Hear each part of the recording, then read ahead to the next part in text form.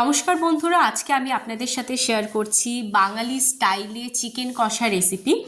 সেজন্য প্রথমেই গ্যাস জ্বালিয়ে কড়াই বসিয়ে দিয়ে তার মধ্যে পরিমাণ মতো সর্ষের তেল দিয়ে তেলটা গরম করে নিয়ে এখানে দিয়ে দিলাম আলু। আমি এখানে আলুটা ব্যবহার করেছি চিকেন কষাতে। আপনারা যদি মনে করেন যে আলুটা ব্যবহার করবেন না, সেক্ষেত্রে এটা স্কিপ করতে পারেন।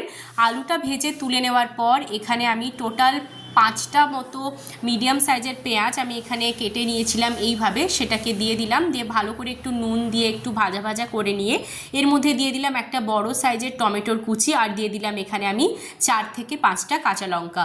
যেমন আপনারা ঝালটা খেতে পছন্দ করেন সেই মতো ঝালটা দেবেন।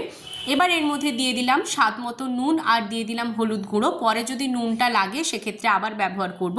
এবার এর মধ্যে দিয়ে দিলাম আদা আর রসুনের একটা পেস্ট। বেশ ভালো করে খানিকক্ষণ এটাকে কষিয়ে নেব। আর এখানে বলে রাখি, যত ভালোভাবে কষাবেন তত ভালো কিন্তু রান্নার টেস্ট আসে। এবার এর মধ্যে দিয়ে দিলাম ধনে গুঁড়ো, জিরে গুঁড়ো, দিয়ে দিলাম কাশ্মীরি লাল লঙ্কার গুঁড়ো। এবার দিয়ে দিলাম অল্প একটু জলটা দিয়ে ভালো করে আমি কষিয়ে নিচ্ছি, তা না হলে নিচের দিকে লেগে যেতে পারে। দেখতেই পাচ্ছেন কত সুন্দরভাবে কষিয়েছি, মশলাটা সাইড থেকে তেল ভেসে উঠেছে। এবার এখানে আমি দিয়ে দিচ্ছি চিকেনটা এখানে আমি দিয়ে দিলাম। এবার খুব ভালো করে চিকেনটার সাথে কষানো মশলাটা কিন্তু এইভাবে একবার নেড়ে ছেড়ে মিশিয়ে নিতে হবে। দিয়ে ভালো করে ঢাকা দিয়ে এটাকে আমি হতে দিয়েছি। আর এখানে কিন্তু আমি কোনো রকম জল দিইনি। চিকেন থেকে যতটা জল বেরিয়েছিল সেই জলেই কিন্তু পুরো এই চিকেনটা একদম সেদ্ধ হয়ে গেছে। আলুগুলোও পুরোপুরি সেদ্ধ হয়ে গেছে। ওপর থেকে একটু ধনেপাতা কুচি দিয়ে দিচ্ছি।